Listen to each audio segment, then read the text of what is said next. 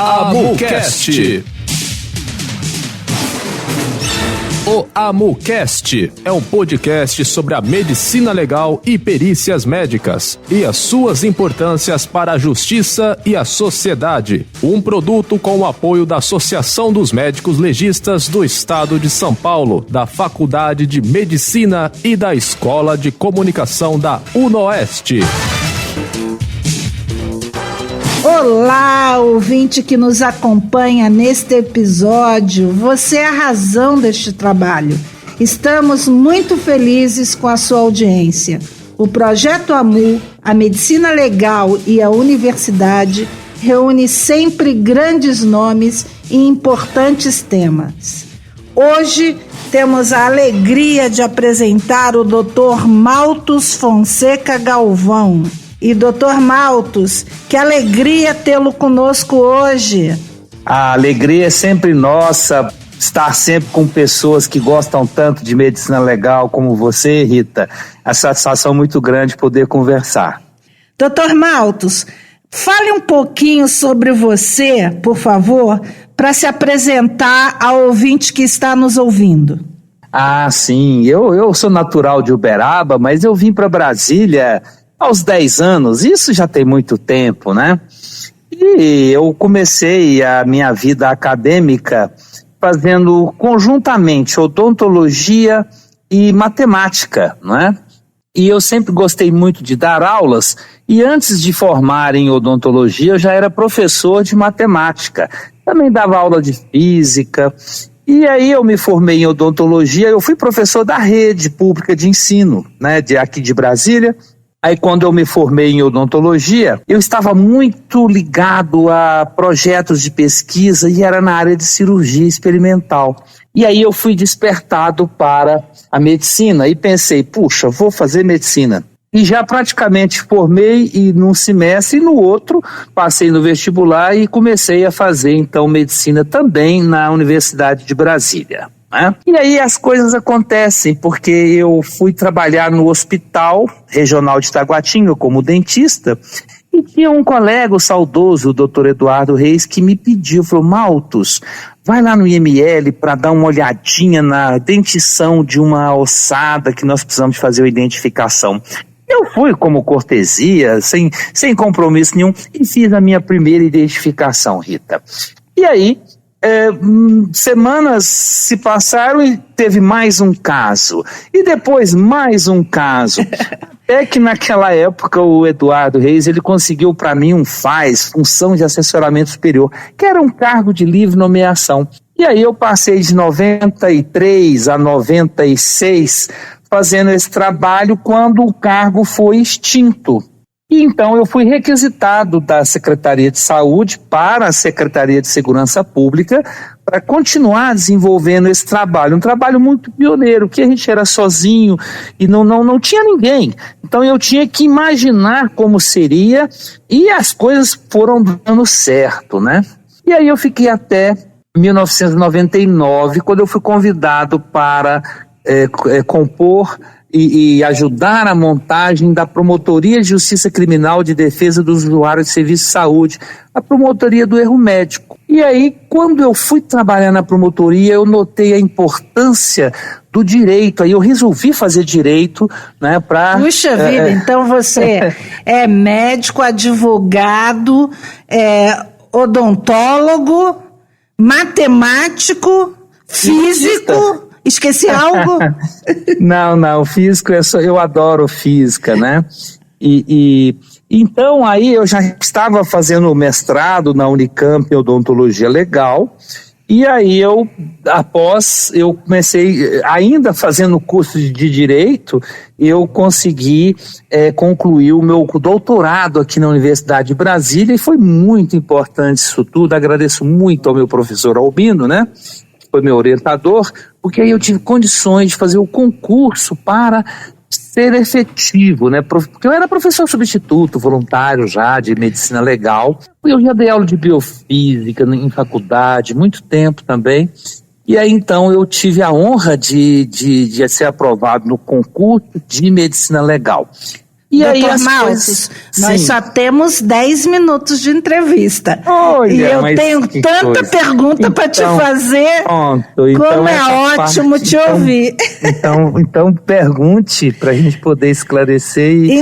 O que levou o senhor a criar esse site tão maravilhoso que o senhor tem dedicado à medicina legal? Eu dava aulas na FOPAC, uma faculdade particular. E à época, e ainda hoje, os livros são muito caros. E quando são livros com ilustrações, ficam muito mais caros. Eu sempre gostei do método de ensino baseado em problemas, o PBL. Então eu pegava um caso que eu tinha feito, algumas fotografias, anonimizava as fotografias e colocava na internet, né?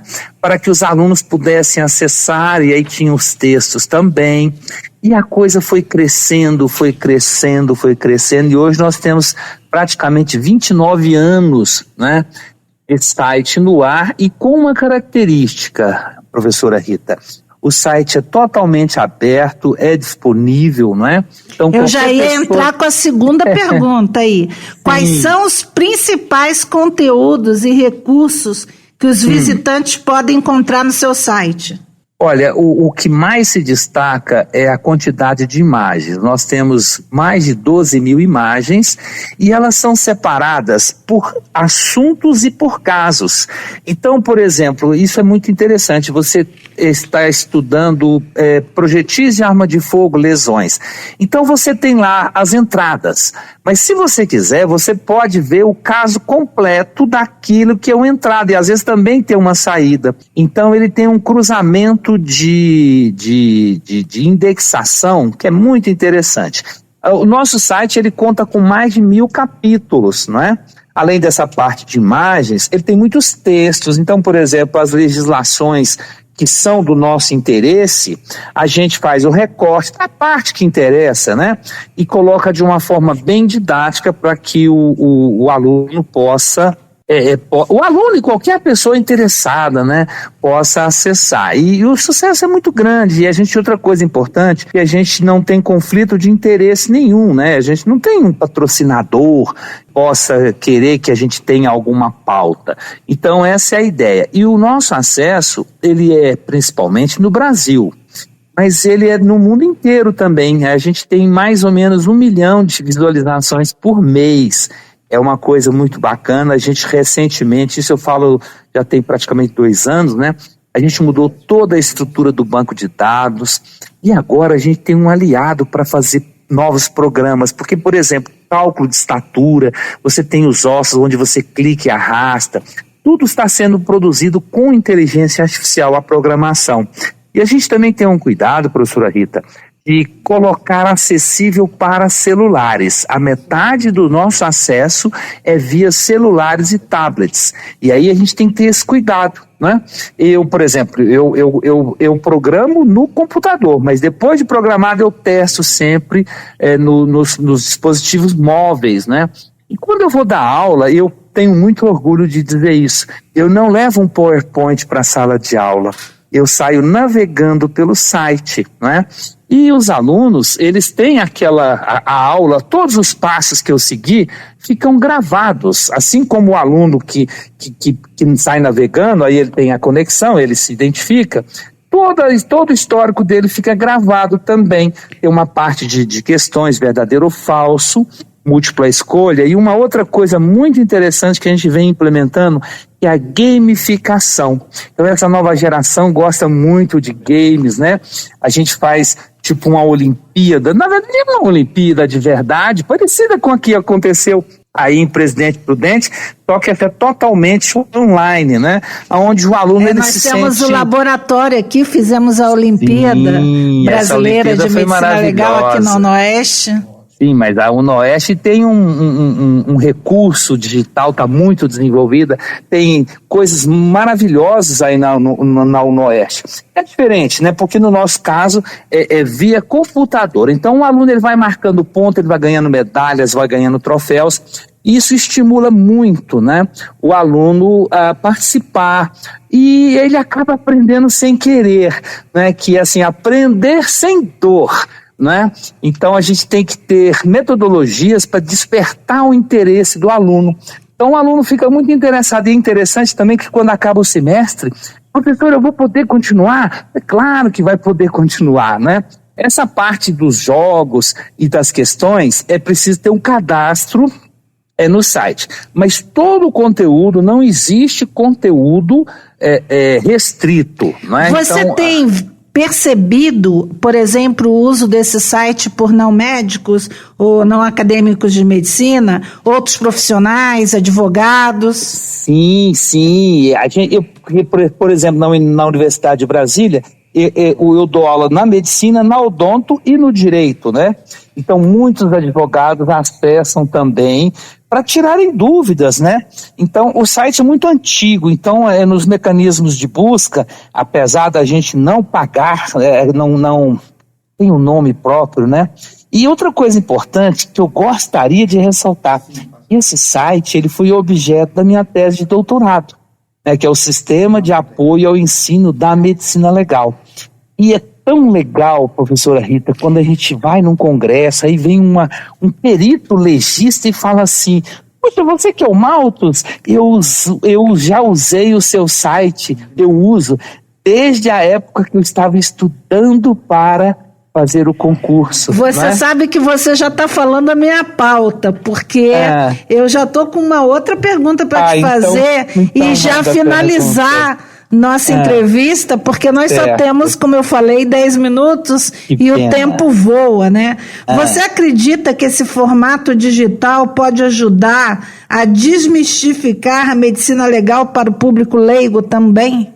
Acredito, e é por essa razão que ele é totalmente aberto. Quando você chega, você só tem que concordar que algumas imagens podem causar algum tipo de sensação desagradável e que você é maior de 18 anos. Você clicou, você não precisa de colocar seu e-mail, ou seja, qualquer pessoa que quer navegar de forma totalmente anônima, ela tem essa condição, tá? E isso é uma coisa assim que eu tenho muito orgulho, né, de dizer que é um livro aberto à disposição tanto dos peritos, dos médicos legistas, que consultam, muitas vezes eles têm uma lesão e quer saber. Poxa, outro dia eu estava conversando com um colega da Bahia, ele me mandou umas fotos, eu falei assim: gente, mas isso aqui é igualzinha a essas que eu tenho aqui. Pode ter certeza que isso é sim uma lesão elétrica de Gelinek, não é? Então é um recurso assim bastante Doutor Maltos, bacana. Como é bom conversar com você. Primeiro porque você é um amigo querido também.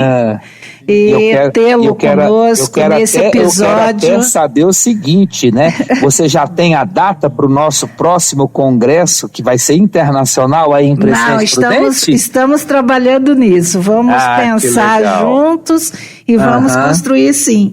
Eu queria agradecer muito a sua entrevista de hoje. Te ouvir sempre é uma delícia. E eu não posso deixar de exaltar o estímulo que Vossa Senhoria dá para os alunos com as ligas, não é? Com as ligas de medicina. Então você o Projeto AMU, entendeu? Que isso aí a gente tem que entender. Nós somos passageiros. Eu sempre falo para os meus alunos: você vai ser o futuro perito médico legista, o futuro perito criminal, ou seja, aquela pessoa que vai decidir coisas importantíssimas, não é? Porque nós estamos falando da liberdade, da vida, da honra de uma pessoa, né? E isso tudo depende muito da perícia, uma perícia objetiva, técnica, baseada em evidências. E eu sei que você, como uma toxicologista, né, sabe da importância de um resultado, por exemplo, de um exame toxicológico para se decidir alguma coisa ou não. Então isso tudo eu acho que só faz crescer a medicina legal. E você que também participa do grupo GEMEL, que é um grupo muito pulsante, né, em termos de debate desses temas atuais da medicina legal. Doutor Maltos, muito obrigada. Você já está intimado também para um próximo episódio. A gente vai agendar novamente. Agradeço hoje o nosso querido Del Gonçalves, que está sempre conosco, nos ajudando, né, na técnica, para que a nossa voz chegue da maneira mais perfeita possível ao ouvinte. Agradeço agora você, ouvinte, pela sua assistência, por estar nos ouvindo. A sua audiência é muito importante para nós e nós já convidamos para o próximo evento.